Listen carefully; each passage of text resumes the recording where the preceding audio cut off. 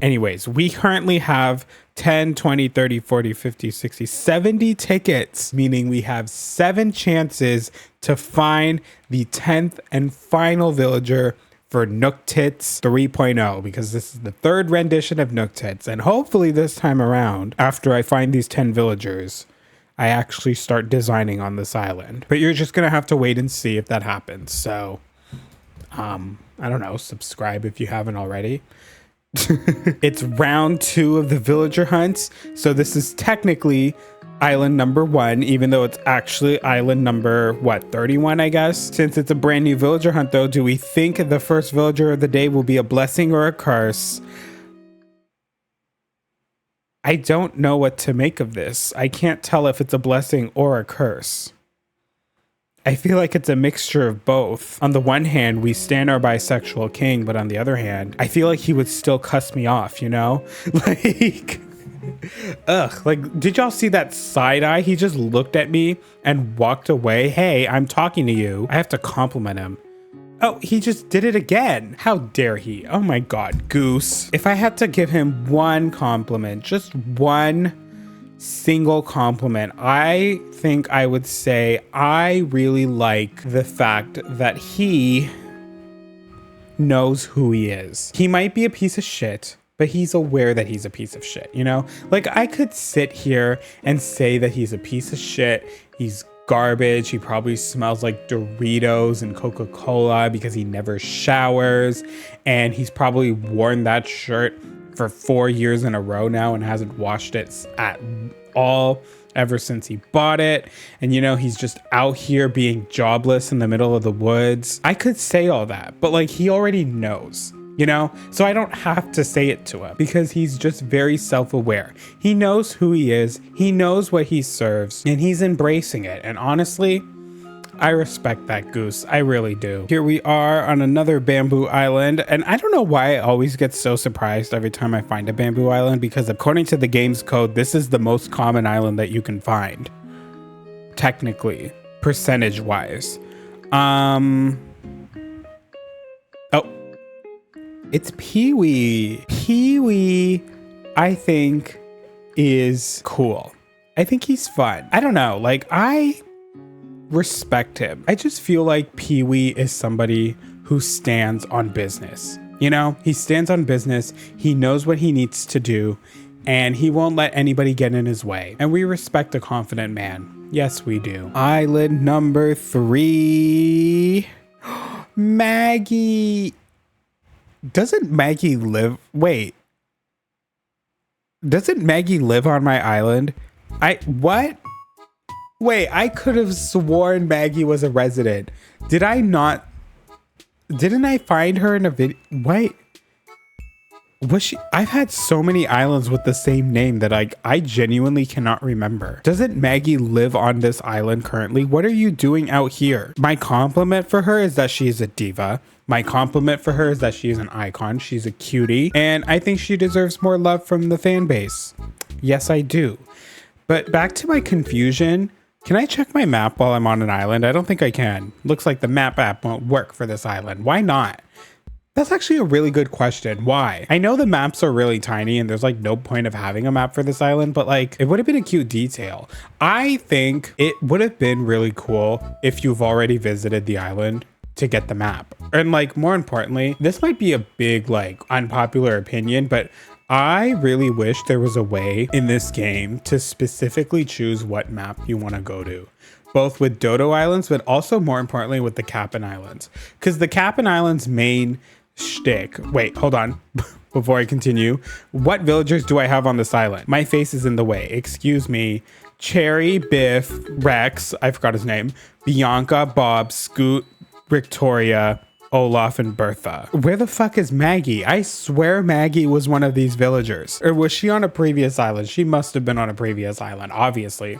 I haven't kicked any of these villagers out yet. Oh my God, that's so weird. I was like so thrown off by that because I could have sworn Maggie was a resident on this island. Back to what I was saying.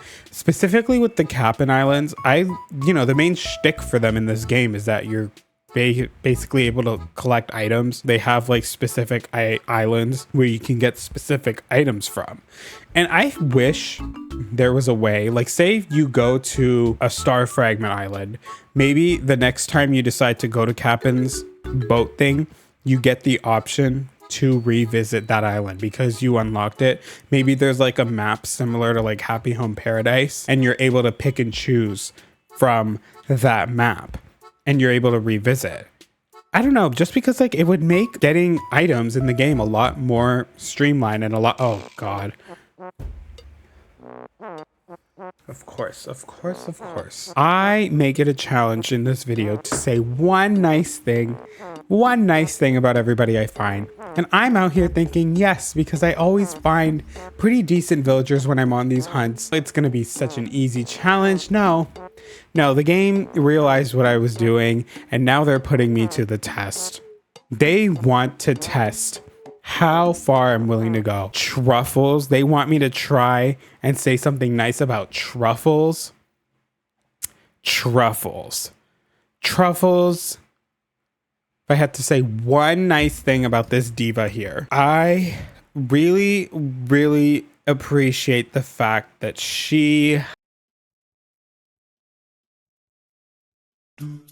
Truffles looks like the type of person who would accidentally laugh out loud in a library.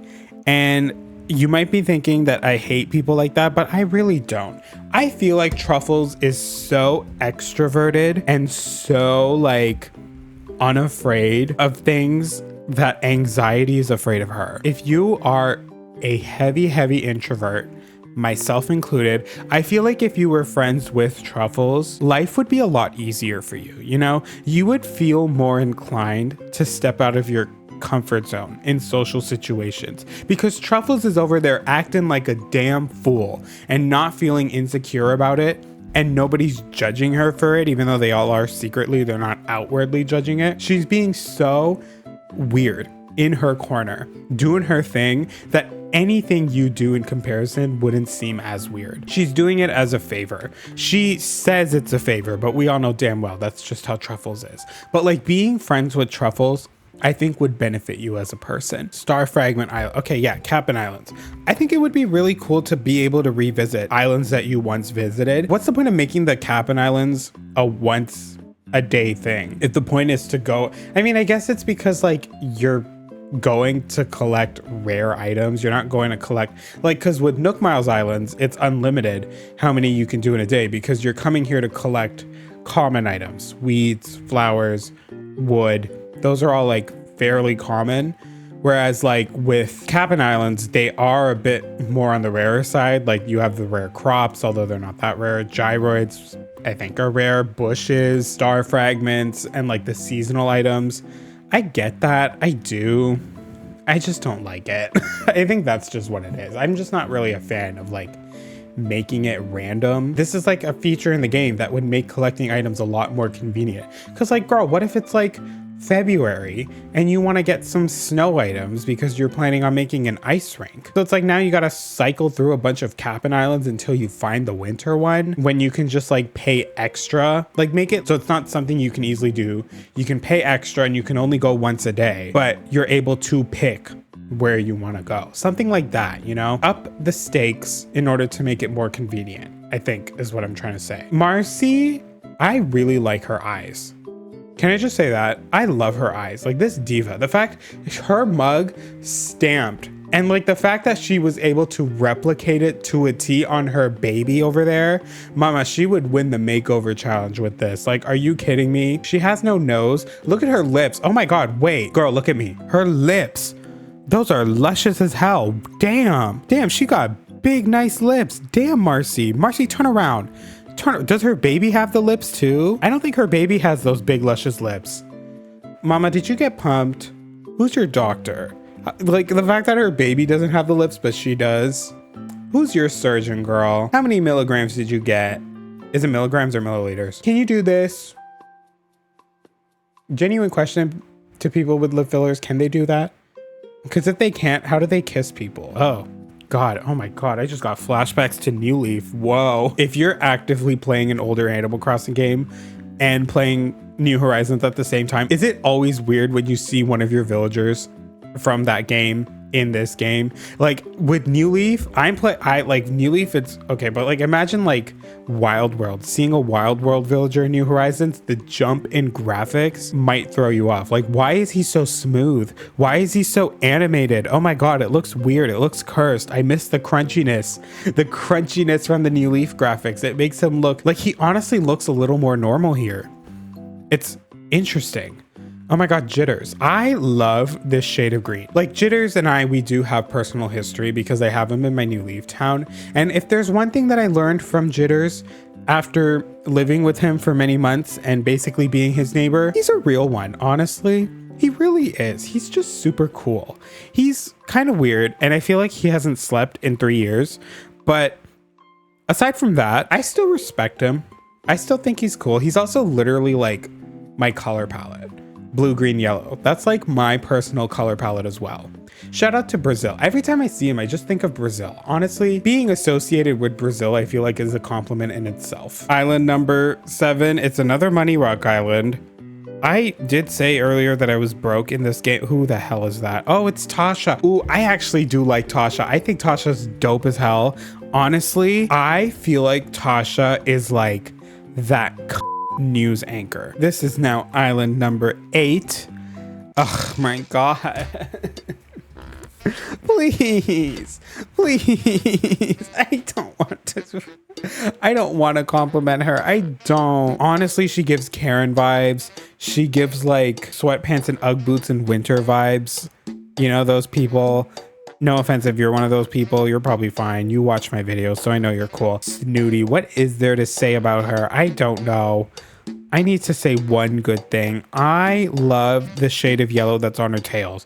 That's my compliment for her. I don't even want to try. I don't even want to sit here and think. Honestly, I took a 1 hour break in between the last villager hunt and this one. I'm still done. I'm like, mama.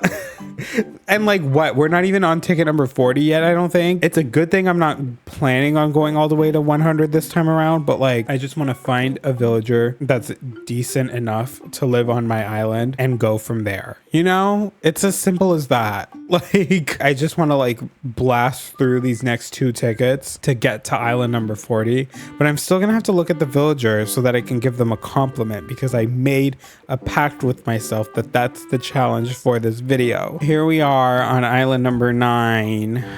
I would love to just talk to Wilbur once again and head on back, but no, we have to see who the villager is. It's another Money Rock Island. 3rd in a... Oh, it's Simon. Okay, I do like Simon. Honestly, his mug. I'm obsessed with that mug. Very simple in a way, but like so eye-catching. It really is. Are you trying to push me into the lake? I'm out here trying to compliment you and you're trying to drown me? Simon, don't try that shit with me. Never mind. I was gonna sit here and kiki with you, but you're attempting to murder me, and for what? If you can't hear it in my voice, by the way, my voice is like shot right now because this last week I went to not 1 but 2 concerts. Yes, I did. First and foremost, I did go to Sweat Tour. And wow, was it a moment. Wow, was it so fun. I was obsessed. I went with my sister. We had a great time. Hearing Brat live was amazing. I already said hi to Big Top, and that's what's I don't want Big Top. Are you telling me? At least he's green. Shout out to Brat, I guess. I don't want Big Top. I love a big top, but not on my Animal Crossing island. Charlie obviously did what she needed to do, but honestly, like Troy Sivan did really well too. And like, I am a fan of Troy, so like, obviously I was there to see both of them, but like, I was a little more excited for Charlie, not going to lie, but I was happy that Troy also did really well. And like, honestly, at the Toronto show, at least from where I was sitting, the crowd was just as loud for him as they were for Charlie. In fact, I feel like there were some songs where the crowd was louder for him than they were for Charlie, which was actually so wild to think about. But like, yeah, it was great. Something to give each other. It was a great album. I personally really liked it. It was one of my favorites from last year.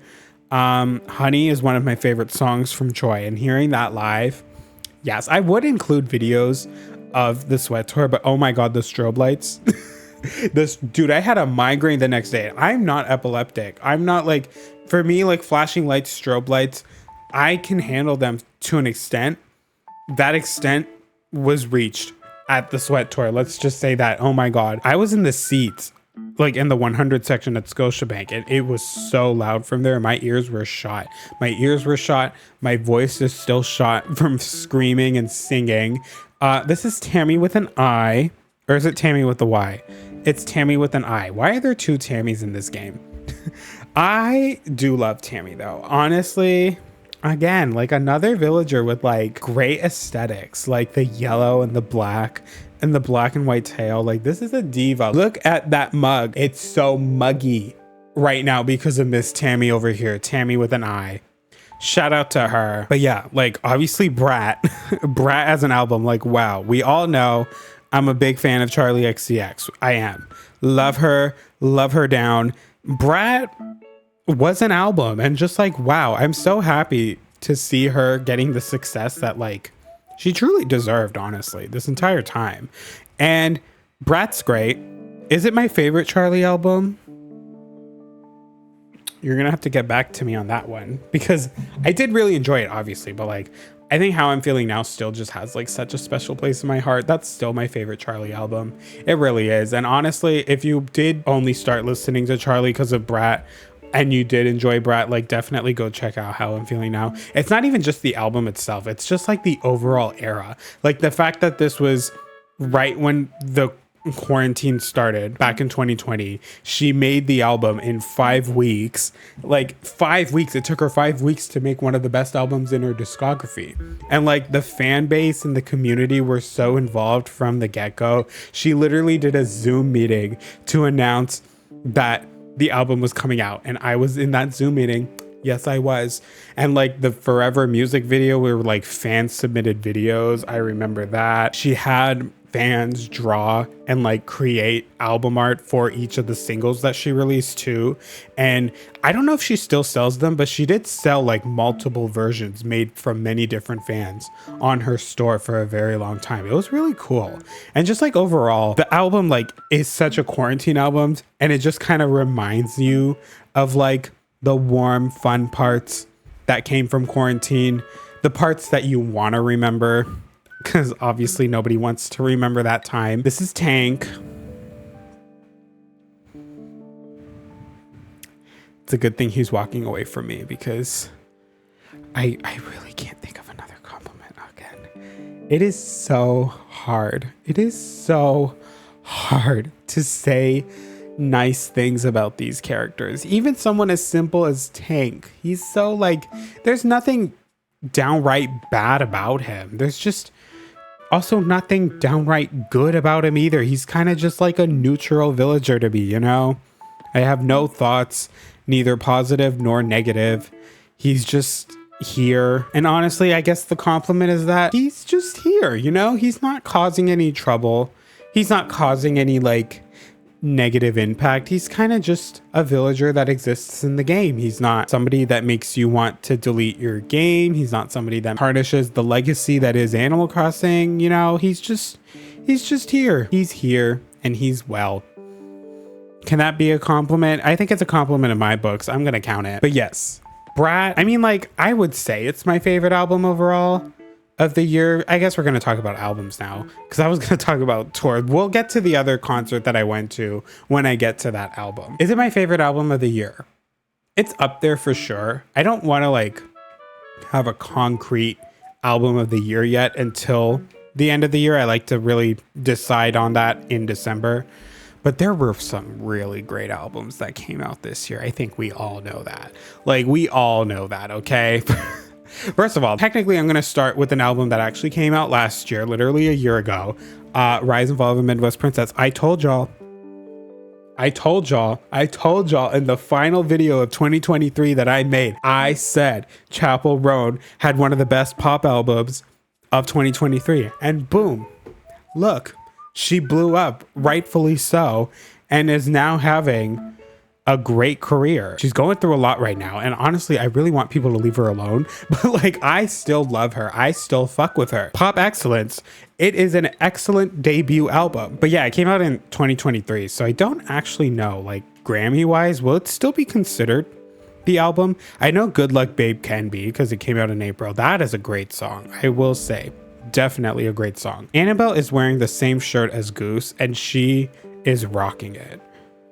Way better than Goose could ever. Goose could never achieve what Annabelle is achieving right now with this outfit. Yes, girl. Yes. I don't want to compliment these villagers anymore. It's taking too much out of me. I'm just like, ugh. I have to like actually sit here and think about what to say when normally on these villager hunts, I like to just say whatever comes to mind. And then, you know, Chapel Roan. Love Chapel Roan. This is a Chapel Roan stan account and I've been here, so I should be allowed to stan. I don't give a fuck what anybody says. But in terms of albums that actually came out this year, let's just go in order, you know, because like 2024, for me, we started off with Kali Uchis's album, Orquídeas. Honestly, a very underrated album. It came out way back in January. I understand why she released it in January, you know, just because of like the themings of the album, rebirth, new era, blah, blah, blah. So like January, start of the year, it makes sense. Also, she had a baby, I think in January as well. So smart of her to release the album and be done with the work of promoting the album before having her child. Fair enough. But I really, really wish she released the album in May, you know, or like in June. Like it's such a summertime album. She did release the deluxe, I think in August. So that's good enough. But like the album is such a summertime vibe that like I wish it was released a lot closer. The fact that it was released like smack dab in the middle of winter, it's still a great album though. I really, really love it. Young, Rich, and Love, definitely. Is that Thank you. Thank you for giving me a villager that I can easily compliment. Agnes over here, bestie. This is the definition of a bestie. This is the definition of somebody who has your back. Literally has had my back from the moment we met. Look at her. She will go to bat for you. She will go to war for you. She would go to the depths of hell for you if she fucks with you. Like, just know that if you befriend her and you become like this, you're gonna be like this for life. Also, look at her eating up right now in this dress. Pink is definitely her color, and I'm so happy to see her strutting her shit in a decent outfit for once. It's like such a rare moment to see her in a good looking outfit, but like when she puts on a good looking outfit, she will eat up the girls. I think Margie needs to be relieved that Agnes is not a fashion girly, because if she was, it would be over for Margie. Yeah, it would. The next major album after Orquídeas to make some noise. I think like there were some great albums that came out. There's Ali X's album, Girl with No Face. You know, 80s synth pop. It's like such an overdone genre and like music, but like she did it well. Oh my gosh, like honestly, it was so refreshing. It was such a refreshing take on the album, on like the genre, and I really loved it. There's What Now by Brittany Howard, loved it. Psychedelic vibes. And then March came. March was pretty much just Motherquake after Motherquake, because first you had Deeper Well by Casey Musgraves. I really like that album. I will say, I think it's another underrated album. Yeah, it's not golden hour, but like, I think it's still excellent. I think it's still really, really good. I still stream it to this day, and especially now that it's fall, I think it's like the perfect late summer, early fall album. Heaven Is and Jade Green would probably be my favorite songs from that album that I would recommend. But then after Casey Musgraves, we had Cowboy Carter. Cowboy Carter. Wow. Hamfrey. Also, wow. I love the shade of blue on his feet. That's my compliment, because I don't want to actually go talk to him. Cowboy Carter. It's not Renaissance. We're noticing a trend here. It's not a previous album that I really loved, but it's still excellent. It's still that moment. The fact that she had Dolly Parton on a track produced by DA, full of 808s and trap beats. Only Beyonce could do that. Only Beyonce could make a country inspired album and have Brazilian funk on it. Like, wow. And have it somehow work. Just wow. Low-key though, fuck her for the vinyl drama that happened. Oh my God. That still low-key pisses me off. Like, the fact that she put pre-orders for the records and the CDs with the exclusive cover. And then you're telling me like a big chunk of the track list is missing from it because this was technically the first pressing. I think my theory personally for the reason why those songs were missing was because maybe I feel like it has to do with Linda Martell, because all of the tracks with Linda Martell on them are missing from the vinyl and the CDs from the original ones. So I feel like Linda Martell was a last minute addition to the album, and that's why she wasn't there. I don't know. The album is still excellent, and dare I say, I'm low-key rooting for that one to win Album of the Year at the Grammys. Yes, I am. Oh my God. Hippo is Brat. Honestly, that's my compliment for him. I tweeted that. Y'all know. He is literally the shade of Brat. And I feel like Hippo, in a way, is Brat. So that's my compliment. He also looks like Shrek. And I feel like we have to respect the fact that he kind of does give Shrek vibes. But speaking of albums that I want to see win AOTY. So for me, like, I feel like my top 3 would be Brat, Cowboy Carter, and this next album that I'm about to talk about, which is of course Eternal Sunshine. At the moment, my pick for AOTY at the Grammys. It's not my album of the year personally, but I want to see Ariana win. I do. As much as I love Charlie and as much as I love Beyonce, and I would be just as happy if those two took it home, I'm personally rooting for Ariana. This one's for Sweetener because Eternal Sunshine, oh my God. Fun fact for people who don't know, I don't know if I've ever really talked about it, but like, I am a big Arianator. Oh my God, I'm like stan Twitter levels of Arianator because I've literally been there with Ariana since the start of her career. Not since Yours Truly, not since The Way, but since Put Your Hearts Up. Like, where were you when that dropped? If you can remember where you were when Put Your Hearts Up dropped, that's a true Arianator, and I'm one of them. Oh my God, I've literally been there since that. I love Ariana Grande. Like, my top 3 pop girlies would be Ariana, Charlie XCX, and Lorde. I love Lorde as well. Ariana Grande, Eternal Sunshine, genuinely, like, I feel like such a great album. It's like so diverse, but still so like Ariana in a way, you know? It's like everything that she should have been doing. It's like her sound. I don't know. I just love that album so much. The track list in general is just so perfect. The sound, so perfect. The vibe. And like, yeah, it's only a 30-minute album, but it's just 30 minutes of straight excellence. The Eternal Sunshine title track, that's my favorite track still to this day. Timbra, honestly, she kind of does give off the color scheme of the Eternal Sunshine album cover in a way.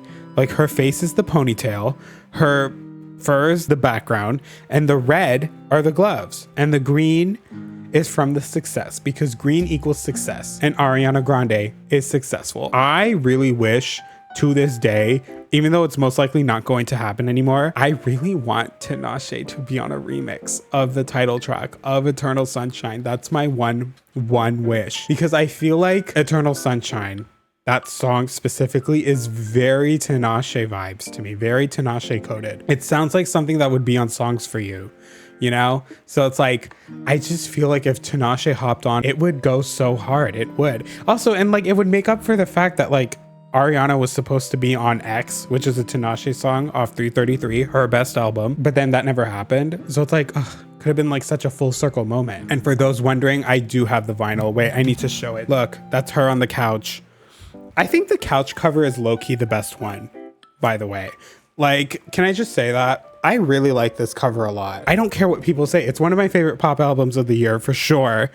And like, it's top 5 albums of the year overall. Maggie, I already talked to her, so we don't need to compliment her.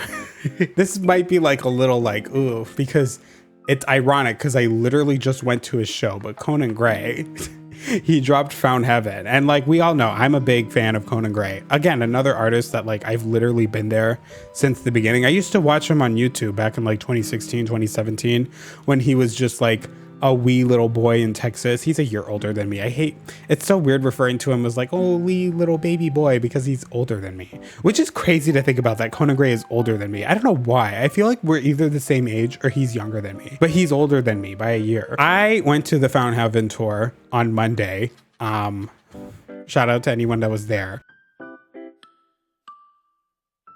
And Found Heaven, the album.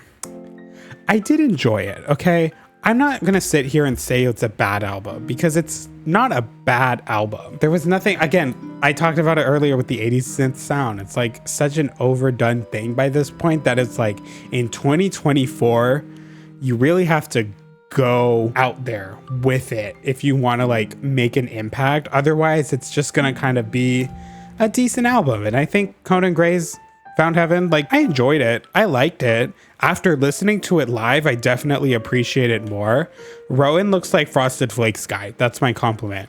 Like hearing it live definitely helped because up until before I went to the show, I liked the album, but like honestly, I hadn't really listened to it once it released. Like I listened to it in April and a little bit in May because I was like, yay, Conan album.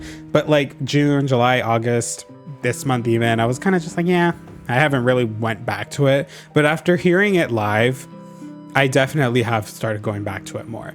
And I appreciate it a lot more. Do I still think it's like one of the best albums of the year? No. Do I think it's Conan's best album? No. But does that mean I think it's a bad album? No. Like it's not bad. It's just meh, you know, like it's good for what it is. If you're just looking for like a cute little 30-minute 80s sounding pop album. There's some songs on there that I really liked. Like I love Alley Rose. I love Boys and Girls. I liked Bourgeoisie's. I will say that as well. I'm personally a Bourgeoisie's fan. It makes me realize like with Conan, I really want him to go back to like the more indie rock sound that he was doing with Kid Crow. Like think like late 2000s, early 2010s coming of age soundtrack. That's kind of more what I want to see Conan Gray do. Who is that? That's Al. Al deserves better. Honestly, I fear that he's overhated in the community. I don't think he deserves the hate that he gets. And that is a compliment from me. Also, this is a 10th ticket, so I don't want him though. I don't want him on my island though, so I will gladly not take him. I could take him to prove a point that he is overhated, but I'm not in the mood to do that, girl. I don't want him. But yeah, I want Conan Gray to do that. But you know who is? Ooh, I listened to it in June, but I'm pretty sure it came out in April. Somebody who did do exactly what I was talking about, the late 2000s, early 2010s indie pop rock sound is Rachel Chinariri with What a Devastating Turn of Events. Again, another solid debut album. Oh my God, that's top 5 album for me. Album of the year. It's not number 5. It's not number 4. I think right now it's number 3, so we'll stick it at number 3. Rachel Chinariri, though, that is an album that I think people need to listen to. What a Devastating Turn of Events. Obsessed. It sounds like specifically, and I know people love to hate on this movie, but I personally love LOL by Miley Cyrus, or starring Miley Cyrus and Demi Moore. I love that movie down. And one reason why I love that movie, the soundtrack. I love that soundtrack so much. And this album to me sounds like if LOL starring Miley Cyrus and Demi Moore took place in South London. That's what it sounds like. And I just love it so much. I love Dumb Bitch Juice, the song. Honestly, I really just love the whole album. The title track's really good. Never Need Me and Garden of Eden. Oh, but Never Need Me, that single. The fact that Florence Pugh is in the music video. And again, like the music video, I think perfectly encapsulate the vibe of the album overall. And like Florence Pugh and Rachel Chinariri as a duo, I need them in a coming of age movie together. I do. Rachel Chinariri is the main character. Florence Pugh is the best friend. Excellent album. Excellent, excellent, excellent. Eggbird is also excellent. That's my compliment. I think after that, those are albums that came out in April that I liked. That's shade to those that I'm specifically talking about. No, I'm kidding. Okay, here's my thing with that album, with Tortured Poets Department, because I know the Swifties are going to be in my comments talking about it. I don't hate Taylor Swift. I wouldn't consider myself a Swiftie, but I still do respect and like Taylor Swift, her music specifically. You know, when it comes to her music specifically, I think if you hate on it, you're kind of boring. I'm not gonna lie. Because like she has bops. Like, yeah, I feel like overall her discography can be a bit cringe for most, but like she's got bops. She's got excellent albums. I am a big folklore stan. I love folklore. I love Evermore, the More Girlies. I love them. Midnights I've said it on the channel that I definitely did enjoy the album for what it was. Did I think it deserved album of the year? No. I can confidently say that. And this is coming as a SZA stan. Obviously, I wanted SOS to win. Tortured Poets Department, again, I think for me personally, I liked it for what it was. I just think my issue, first of all, way too many songs. 30 songs. 30 songs is wild. No offense. Like, I love a good long album, but 30? I feel like if you're... Oh my God. I love Amelia. Again, it's real muggy out here right now. Muggy. I love her. That's my compliment. I love her. I love you is a compliment. I liked it, but it's just like, again, too many songs. I think it just needed to be edited down to like, wait, like I need to Google this. Like how many songs were on the album? I listened to it like when it came out and then I listened to it a bit, but like I'm gonna be real, I haven't gone back to it. It's an album that I haven't really gone back to because I was just kind of like, okay. I feel like if you're a fan of Taylor Swift, you're obviously gonna like it. Like this is kind of an album that's like for the hardcore diehard fans. And I'm not one of them. So I can't appreciate it for what it is. The album's 2 hours long. Girl, 2 hours. I know Taylor Swift is known for really long albums, but 2 hours, I can't do that. I can barely even sit through a 1 hour album nowadays. I don't mind 1 hour. I feel like 1 hour is like the perfect cutoff. And I just said Cowboy Carter. Cowboy Carter is an hour 20. SOS is an hour 10. I will say SOS, low key. SOS is a weird one for me because I feel like, again, it's too long. But if I had to sit down and be like, what songs would I cut out to make it a shorter album that's more my preferred length, I wouldn't know what to pick. That's like the issue with it. I'm like, what songs would I take out to make it a more appropriate length to my liking? I like The Smallest Man Who Ever Lives. I love Who's Afraid of Little Old Me. And I like The Black Dog. Like, I think those are great. I do. I think there are some really good songs on here. I feel like they just needed to be edited down, you know? Like, it's definitely not as bad as everybody's making it out to be because, like, duh. But, like, I don't know. It just isn't for me. Cookie is for me, though. Miss Cookie. I love Miss Cookie. Yes, I do. Every time I see Cookie, I just think of that Tumblr post. And for that reason, she is iconic. I want Taylor Swift to stick to the folk sound. That's what it is. I'm like, even though like I think her and Lorde are like the divas when it comes to synth pop, like they own that genre for me. I would love to see Taylor Swift like branch out more creatively. I think she has the songwriting down. I think it's just like the musicality part of it that I'm like, I want her to like branch out and try new things, you know? Something that would make me, who's not like that big a Swiftie, but like something that would make me want to become a Swiftie. That's what it is. It's like, I want to see Taylor try something different. Like she did with Folklore, she did with Evermore. She went for like that folky sound, which like it works for her, obviously, because like, you know, she started off in country and I feel like country and folk are very similar, but it's like, I would love to see her try to like diversify her sound. Again, because like songwriting's there. I don't have an issue with the lyrics. I'm not really somebody who like super duper cares for the lyrics. Like obviously I care, but not like I don't value lyrics over musicality. Like for me, I'm more of a production person. So that's why I'm like, when it comes to Taylor, I'm just like, I want her to like do more with her production. Like I said, I haven't listened to Torture Poets since it came out. So it's like, I don't want to like sit here and say it's a bad album because it's like, I haven't listened to it in a minute. And when I listened to it the first time, I was like, I don't hate this album. I'm just kind of like, you know, it's fun. It's fun for what it is. Who's that? Bonbon. Bonbon is sweet because she's chocolate. She's a bonbon. Okay, what came out after Tortured Poets Department? Did any albums come out in May? Ooh, Billie Eilish. Ooh. I am pissed off with Billie Eilish because her tour is sold out. And I'm trying to get tickets because I really want to go see that album live because I really like that album.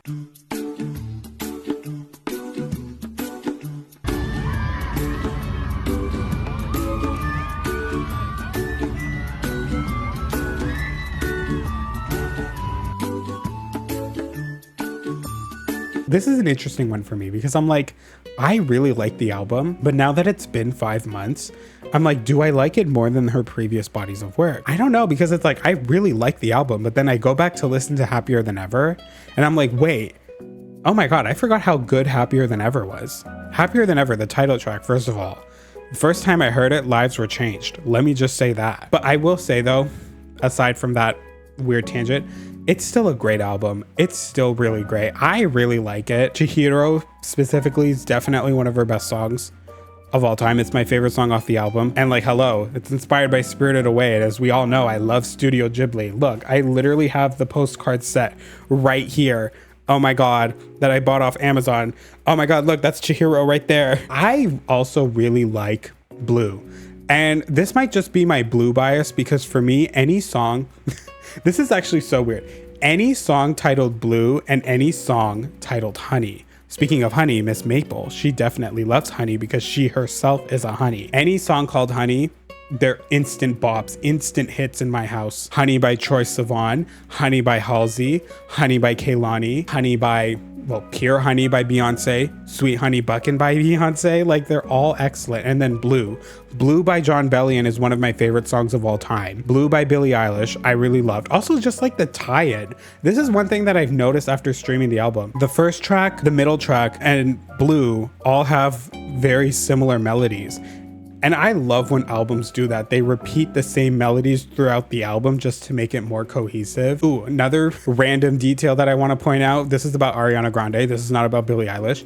I love that when Ariana Grande finally discovered her sound and like discovered the sound of music and the type of music that she wanted to make, what we would now consider a typical Ariana Grande sound, it started with Sweetener. I love that once she started doing that, her album arts started incorporating color into them. Dangerous Women, Yours Truly, My Everything, black and white. Sweetener onwards, color. I love that little detail. I don't know if it was intentional or not, but I like to think it was because it's cute. Brat, which came out in June. And I already talked about it. But I did really like Brat. Great album. Not my favorite Charlie album personally, now that I've had time to sit with it, but it's still top 3. It's not number 3 and it's not number 1. It's number 2. If we're including like mixtapes, How I'm Feeling Now, Pop 2, Brat.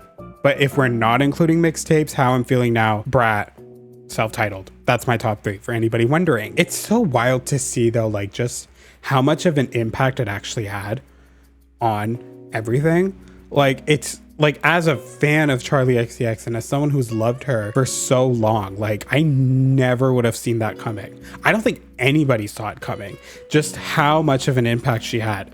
Like the fact that people were saying Brat Summer, the Brat album cover itself becoming its own thing and people doing it themselves. Although I feel like I can admit that's definitely gotten overused because of corporates. Yeah, like corporates ruin everything. Of course they do. Like, I liked the cover for what it was, which was, you know, the point of the cover was that it's not about the cover, it's about the music. Like, who cares if the cover's ugly? But why are brands doing that? You know, it's like, and like movie posters, like people are memeing the movie posters to do that. I'm just like, okay, we've gone too far. We've low-key lost the plot. But I'm still happy for all the success that Charlie XCX has. I love her. Like, I love her artistry. I do. She's one of my favorites. So happy for the success, but I'm just like, damn. And the remix album. Ooh, the remix album comes out in a few weeks. Girl So Confusing featuring Lorde. I said it before, Charlie XCX and Lorde, 2 of my favorite pop girlies. The fact that they finally collabed, squashed the beef that was theorized to have happened. Ugh, I just love it. I do. Who is that? Hello? I don't want him to see me. Mama. No, I don't want him to see me. I'm just going to say beautiful shade of blue because that is what he is. But stick to Molokai with your crazy bat shittery, okay? Don't bring that over to Nook Tits. But enough Brat praise. Moving on to, dare I say, might be my personal AOTY as of right now. I'm trying to think, did any other album come out between Brat and this album that I'm about to talk about? I don't know. I think as of right now, though, my favorite album of the year, which I know is shocking, right? It's not Eternal Sunshine or Brat, even though I'm like big fans of them. Wow. 2 years in a row now. Actually 3 years in a row now. My favorite album of the year so far is from an artist that I hadn't heard of the previous year, or didn't really know. In 2022, it was Ethel Cain. I didn't know who Ethel Cain was in 2021. I didn't know who Amma Ray was in 2022, and she has my album of the year 2023. And oh, that's Leopold. I don't care about him. And album of the year 2024 so far, Big Ideas by Remy Wolf as of now. I don't know, we'll see. But like, I think it's just because like, again, perfect summer album. And I just spent all of summer basically streaming that album. Very similar to like Rachel Chinariri. I feel like it's like perfect indie pop rock. I don't know if it's indie. Is she indie? But like, it's like that indie sound, you know, that I really loved. And she specifically reminds me of like Alabama Shakes in a way, or like Brittany Howard specifically. Motorcycle to me is so Alabama Shakes coded. Sound and Color. I love that album, Sound and Color by Alabama Shakes. Came out like back in 2015. I just love the vibe. And oh my goodness, like favorite song would be Frog Rock, Slay Bitch, which the fact that there's a song called Slay Bitch. Oh my God. Cinderella. I think Cinderella, underrated song of the summer for sure. It deserved more love. Cinderella by Remy Wolf should have been more people's song of the summer. Such a funky vibe. I just loved it. Mac DeMarco being in the music video was so unexpected, but welcomed for me. But I do really like that album, and I think more people need to be listening to it. Coconut Nation should definitely be streaming that album. I think more specifically though with Remy Wolf, because like I said, I knew the name. I recognized the name, but I never like dove into her artistry or anything before this album. But like the first time I did, Sylvana looks like an unstirred iced latte. That's a compliment. There's just something about Remy, the person, you know? I just really like her energy. Again, she looks like similar to Truffles, and this is very ironic because I don't like Truffles, but I do like Remy Wolf. She looks like someone who would accidentally laugh out loud in a library. And I fuck with people who do that in a weird way. You need to like get into my head to understand why I fuck with those kinds of people. But like when you understand it, you'll see it too. But I do really like that album. Very good album, very underrated. Like I said, it deserves more love. That's currently my AOTY, but subject to change because like honestly, I feel like by the end of the year, if I say it's Brat, no one would be surprised. If I say Cowboy Carter, Eternal Sunshine, I don't think people would be surprised. If I say, no, we'll get to that album when I get to it because it actually hasn't come out yet, but it's an album that I'm very excited for. But first, of course, we have to go to August, where Short and Sweet came out. And I have personally never talked about Sabrina Carpenter on this album, but I mean, we all know that I am a Reacts by Ash stan. Miss Ashley Ippolito, one of my favorite YouTubers of all the people that I'm aware of, and I know she is like #1 Sabrina Carpenter stan. So I feel like just by association, I've also been following for Sabrina for such a long time because I've been following Ash for a really long time as well. And like she's been standing Sabrina since, I feel like since her debut. Oh my God. But I've loved Sabrina since Thumbs. Oh my God. When Thumbs dropped, I was there and I streamed it. I streamed the fuck out of that song and I've loved her since.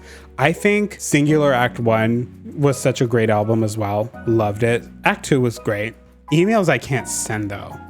Oh my God. Wow. What an album. What an album. I am happy with the success that she's gotten this year, but like there's a part of me that's just like, ugh, I wish this was during the emails era. I wish this was in 2022 because like truly I think 2022, like Emails I Can't Send, I think was like her best album. And I still do. I love Short and Sweet. I think Short and Sweet was like the perfect album to release right now with the success that she's gotten. Pippi, oh my God, Pippi means pee. Yes, bitch, piss all over the stage. That's how iconic you are. Knox, on the other hand, I respect the dedication to the concept. That's a compliment. I still really loved Short and Sweet. I think like, again, for like a solid pop album, you know, just like a mainstream pop album with the goal of making music to appeal to the masses, especially with like this new huge fan base that she got this year. You know, like it was the perfect album to release to ensure her success and ensure that like, yes, she's here to stay. It's well deserved. It's, again, another one, just like Charlie XCX and just like Chappell Roan. It is so crazy to see the amount of success that she got this year. It's so well deserved, obviously, but I'm just like, oh my God, like I can't believe it's actually happened. She sold out Scotiabank Arena. She is, I think, like top 10 most streamed on Spotify now. For people who only listen to Sabrina because of Short and Sweet or like Espresso specifically, go stream Emails I Can't Send. I think if you love an album that has like more of a concept, it's not a concept album, but like the concept of that album was like, these are all emails that she had in her drafts that she wants to send to specific people but couldn't. And like she has a bunch of songs dedicated to like people and like specific events that happened. And like, again, loved it. Loved it. I think Nonsense was definitely like the stepping stone. I will say though, like Short and Sweet, one thing I've noticed, Canberra. No, it's not Canberra. It's Canberra, right? Is that how you say it? Canberra? I always say Canberra because me and my North American ass, but I'm pretty sure it's Canberra. I don't know. Australians, correct me. Like, correct me in the comments. You're going to anyways. Nonsense's success really like shows in Short and Sweet as an album because wow, the songwriting. The songwriting is just so unserious and so silly, but still so like snap Kirby in a way. You know, I loved it. I loved the songwriting in this album. I love unseriousness. I love when girls just do shit. Honestly, like we need to normalize girls doing shit, just being unserious and silly. Like, why not? Right? My favorite song is definitely Don't Smile, the final track.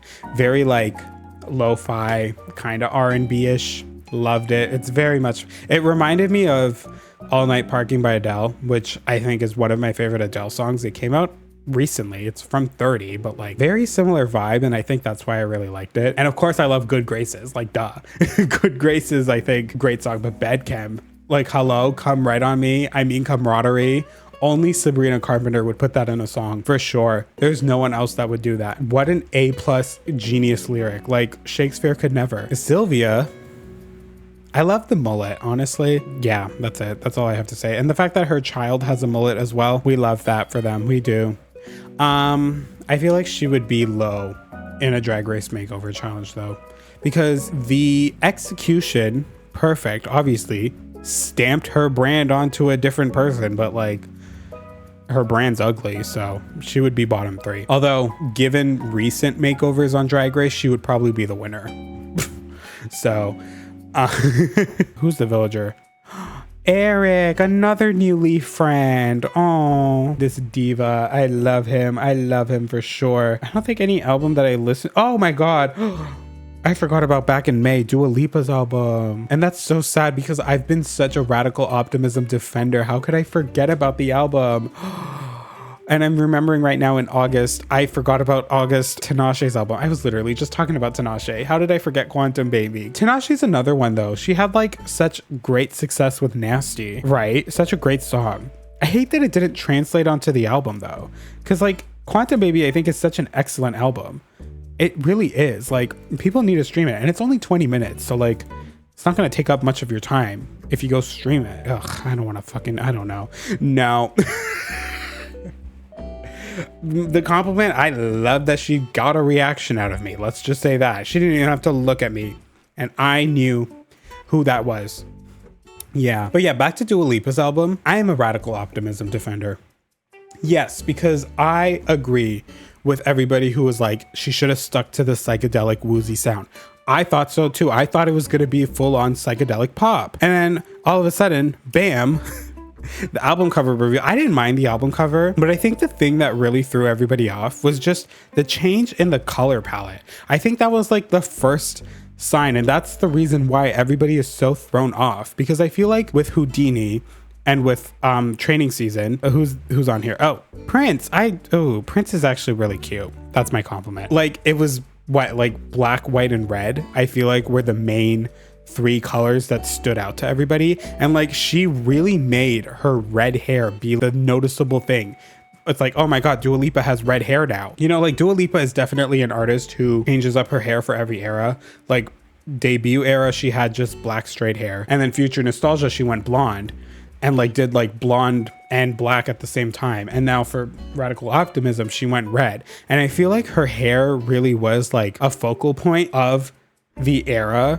But then when the album cover came out, you could barely see the hair. Also, like the album cover in general, like all of a sudden, The color palette just completely changed. It was black, white, and red. Now all of a sudden it's blue and red. It's like, where did the blue come from? It wasn't there originally. I think the color palette change was definitely the main thing that like threw everybody off from the album. And also just like, again, the overall change in vibe, because like, I swear when the album, when like the era was first announced and like Dua Lipa was coming back, I swear people were saying, yeah, it's going to be psychedelic pop. She's working with Kevin Parker from Tame Impala. And I think even she herself said psychedelic pop. I'm going psychedelic. I'm going woozy, funky, woo.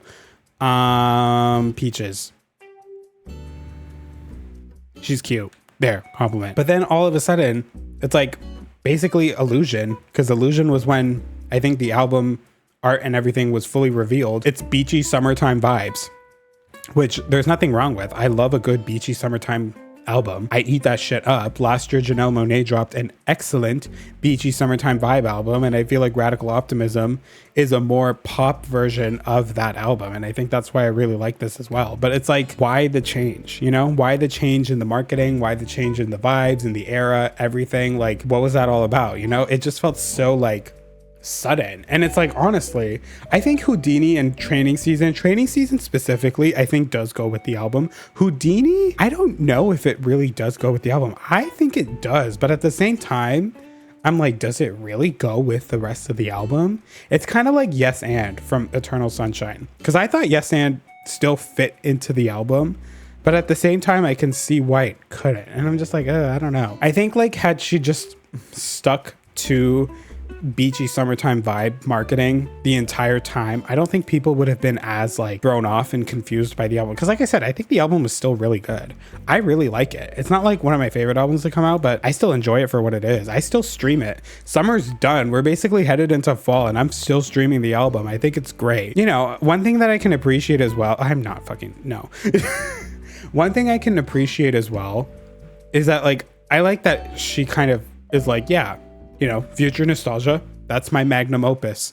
I'm never going to reach that height of success again. And that's okay. Like, I kind of like that she sort of realized that. And I feel like people in general need to realize that like future nostalgia really was kind of a once in a lifetime moment for her. Like, it was such an insanely successful album. That album. Wow. Like one of the pop albums of this decade.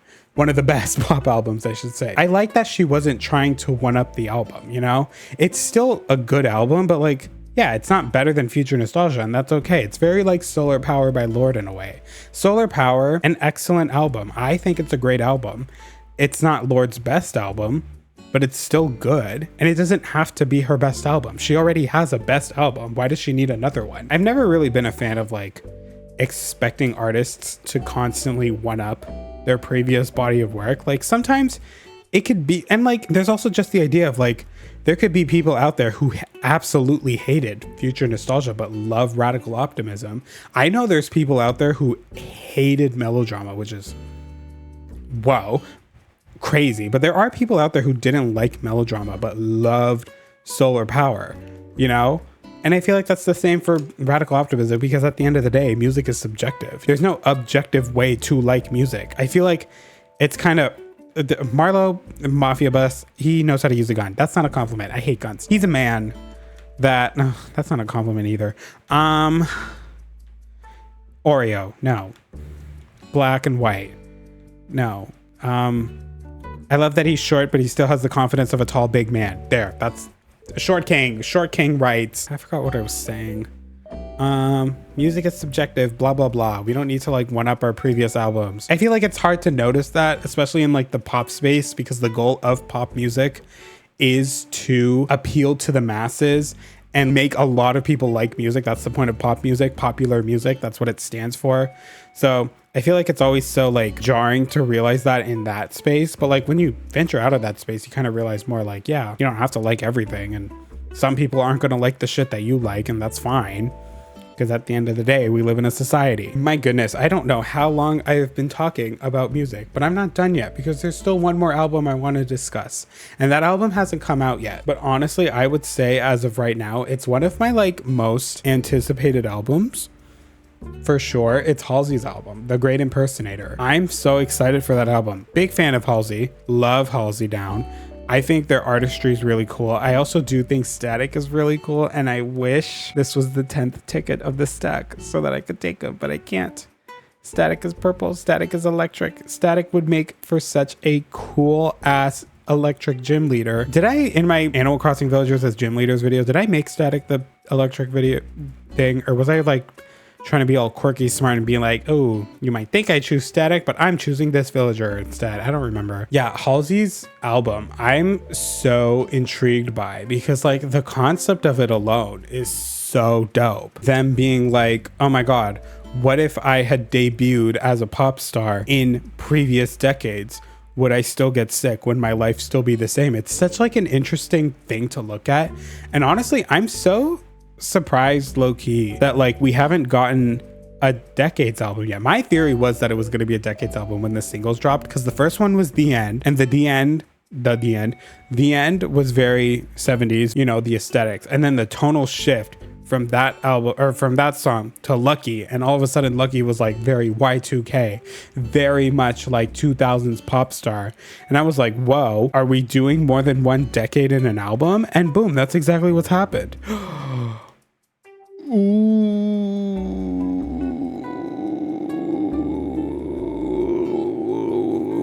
I already had Ribot though. I don't want him again. I don't want another jock on the island. I have too many jocks. But I do really like Ribot. I would have, no. Of all the singles that have dropped so far, Ego is definitely my favorite. But I'm just so like intrigued by this album. I'm like anticipating it, because I'm just like, how is it going to sound? The fact that we're going 70s, we're going 80s, we're going 90s, and Y2K. 18 tracks, 4 decades. 18 is not divisible by 4. So how is that going to work? That's what I'm thinking. I'm just so excited. I'm so ready. I loved the alt cover reveals that they did, or just like the whole like album artwork reveal, like hiding different clues in different cities. The fact that Toronto was one of them, and it was at the Phoenix Concert Hall, the album reveal. And I couldn't go because I wasn't downtown that day. But if I was, I absolutely would have ran there, because I had a feeling it was going to be there, because I know Halsey performed there. And I was like, oh, it's definitely going to be at Phoenix. And it was. I loved the album, like all the art, the alt covers for the vinyl records. And like the fact that you're able to swap out the faces of them, because Halsey is the great impersonator and they're traveling through time. So obviously you can change the faces because they're impersonating different people, and that's so smart. And like the main album art, they're basically a mime. Oh my God, they're literally the same color as Flurry. Like basically if Flurry was an album art, she would be the great impersonator. Yeah, like I just love it, and I'm just so intrigued. Like the amount of different sounds, it's going to be such a diverse album in terms of the sound. And they've done it before with Manic. Like I feel like Manic was another album that was so diverse. I loved Manic personally. It's not my favorite Halsey album. My favorite Halsey album is definitely Hopeless Fountain Kingdom. But I also really love If I Can't Have Love, I Want Power. It's one or the other. I need more time with If I Can't Have Love, I Want Power, because Hopeless Fountain Kingdom came out 2017. I streamed it for the first time in 2019, because that's when I really got into Halsey as an artist. So, you know, I need like 2 more years to really pick between the two. But as of right now, it's Hopeless Fountain Kingdom. They've also said that like this album is going to be kind of like an accumulation of all the previous bodies of work. There's inspiration from all of them. So I'm just like so curious to see what this album's going to be like. I know it's going to be good, because honestly, Halsey never really disappoints with an album. I feel like every album is S tier, in my opinion, from Badlands all the way up until this upcoming album. Halsey Naders, make some noise. Like I'm really excited for the album. I don't know, it's like there's not much to talk about because it's like the album's not out yet, so I can't like say anything else. We already found Marcy. Anyways, that's the end of my music talk. I feel like I've been talking about music for an hour, but like, oh my gosh, I haven't like done a yappy video like this in so long, because I feel like I really only save the yappiness for like when I'm villager hunting, and I haven't villager hunted all year because like I was just so done with villager hunting. The last villager hunt I went on like 100 ticket villager hunt, not taking whoever's in there, yeah, you know. I was like, girl, there's no fucking point of doing these, because it's like it's just the same thing every video. So I'm like, I want to just like really take breaks, because there was a point in my channel where I was doing 1 villager hunt a month. To be fair, that was like before I really committed to long form videos. Here's the thing, for people wondering like why I don't upload as much, it's because like, mama, committing to these long form videos takes so much work. Prince is cute. Like, cause it's been almost 4 hours I've been recording, because I started recording at 6. Oh my God, it's 10:30. It's been 4 hours. Wow. Oh wait, I took a break. I took a break. I did take a break. I took an hour break. Never mind. Okay, so it's been like 3.5 hours, almost 4 hours. And then I have to sit down and actually edit this through. And people are always like, oh, you don't have to put that much effort into editing. But it's like, I want to. It's my video. Obviously, I commit to long form because A, y'all love it. B, I love it. I love making long form. I like making videos that I like to watch while I'm on YouTube. And as of right now, I've really been into like long form gameplay videos. You know, so I like to make long form gameplay videos myself. It just takes a long time. Chief, gay cowboy. That's a compliment. Yeah, I just want to get this villager. Mama, like I've said everything I needed to say. I think that's the reason why I didn't take Robot, because I was still talking about music and Halsey, and I just wanted to finish that point up before we get to this. But yeah, like villager hunts, like there was a point when I was doing them once a month, because like I remember back in like 2021 and like even some parts of 2022 when I was uploading really frequently, you can tell watching those videos that I was making them in a day. Like I can, at least. Like I go back to those videos and like I can tell I recorded it and edited them the same day. There was a point where I was like, go, try to like post as much as I can, yada, yada. And that's why the videos used to be so short too, because it was like, I would just go in, do something super simple that I can edit right away and then just post the next day, because it's like, yeah. But nowadays I'm just like, I can't do that anymore. Even when I want to, like, I just can't. I'm like, I want to record for at least 3 hours, you know, so that I can get like enough footage to like make a video. And like my Animal Crossing videos nowadays, I really try to strive for at least 40 minutes. And in order to get like a 40-minute video on YouTube, I need to record for at least 2 hours, because I edit a lot out, okay? Like I know it looks like I'm editing way too much out, but I can assure you 40 minutes, it takes 2 hours. What is that, like an hour, 20 minutes being edited out? That makes sense. That makes a lot of sense. When you start editing videos, I love Aurora. She's evil scientist, evil twist villain scientist coded. Very much Pokemon Gen 7 vibes. Twist villain. Twist villains are great, but they're overdone. And they lose all their meanings. It's like reveals on a RuPaul's Drag Race runway.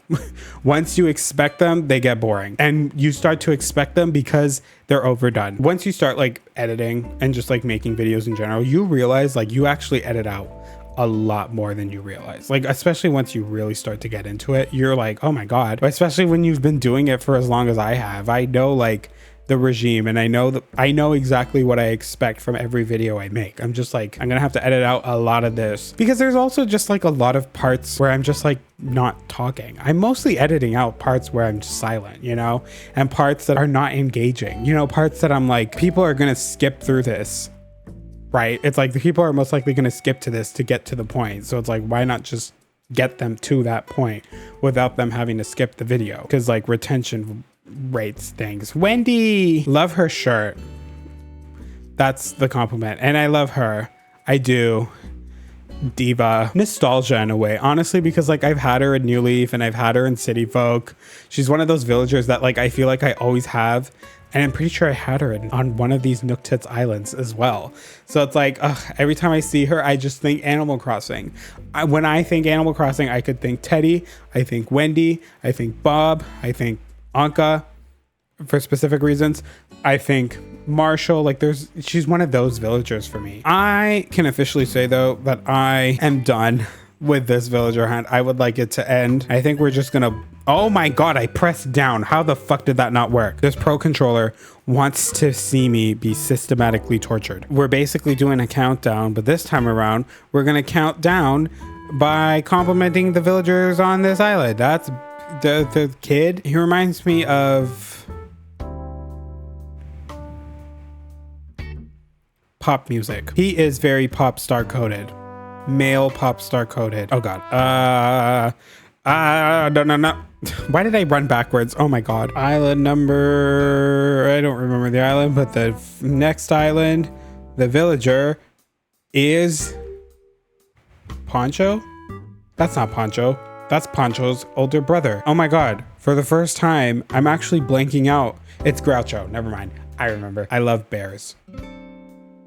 If you're a bear, I'm telling y'all my DMs are open if you're a bear. Groucho reminds me of bears. And I love bears. That's the compliment. And on the next island, we have Olive. Shout out to Olive Crossing. That's the compliment. She's great. This is the second. Oh no, this is the last ticket. Oh my god. So basically, I think I'm just gonna take whoever's on this island and they're gonna move on to Nook Tits. And that villager is Queenie.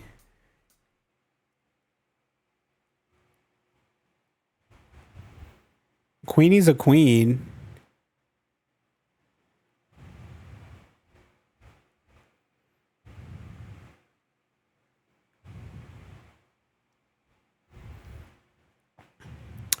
Rules were made to be broken.